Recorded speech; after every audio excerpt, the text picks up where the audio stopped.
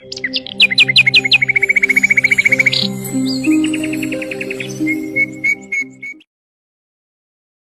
बूढ़ा आदमी जीवन के अंतिम पड़ाव पर था।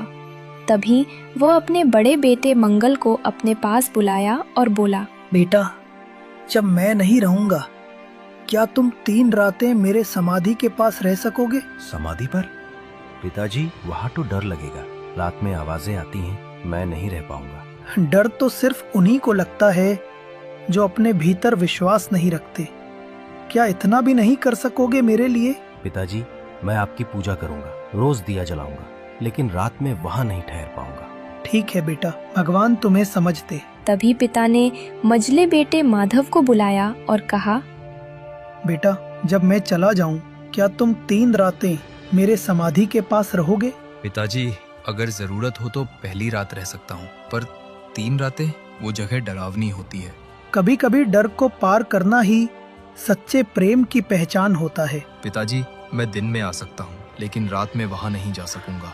ठीक है, मैंने तुम्हारा मन समझ लिया। अब उन्होंने सबसे छोटे बेटे अर्जुन को बुलाया। मेरे प्यारे, क्या तुम 3 रातें मेरे समाधि के पास बिता सकोगे? 3 ही क्यों पिताजी, 100 रातें भी अगर कहें तो रह लूंगा। तुझे डर नहीं लगेगा? वहाँ समाधि सुनसान होती है। जब आपका आशीर्वाद साथ है तो डर कैसा? आपकी याद मेरी रखवाली करेगी।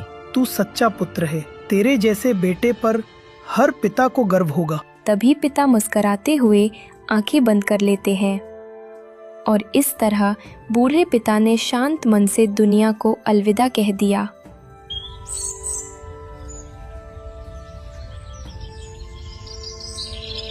पहली रात, ठंडी हवा बह रही थी, राख अभी भी गर्म थी।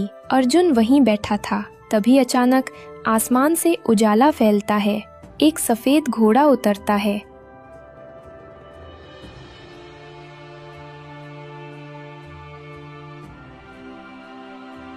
कौन हो तुम? समाधि पर कौन आता है रात में? डर मत बच्चा, मैं तुम्हारे पिता का वफादार घोड़ा हूँ, उन्हें प्रणाम करने आया हूँ। तुम पिता के साथी थे? वे तुम्हारी बहुत बात करते थे। हाँ, मैंने उन्हें कई लड़ाइयों में पहुँचाया। आज आखिरी बार उन्हें श्रद्धांजलि देने आया हूँ। ये लो मेरी अयाल के कुछ बाल, मुसीबत में जलाना, मैं तुरंत आ जाऊंगा। धन्यवाद वफादार साथी, पिता की तरह तुमने भी वचन निभाया। तभी घोड़ा धीरे धीरे आसमान में विलीन हो जाता है।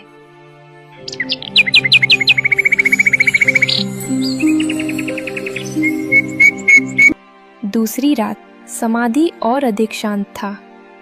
तभी बादलों से काला घोड़ा उतरा।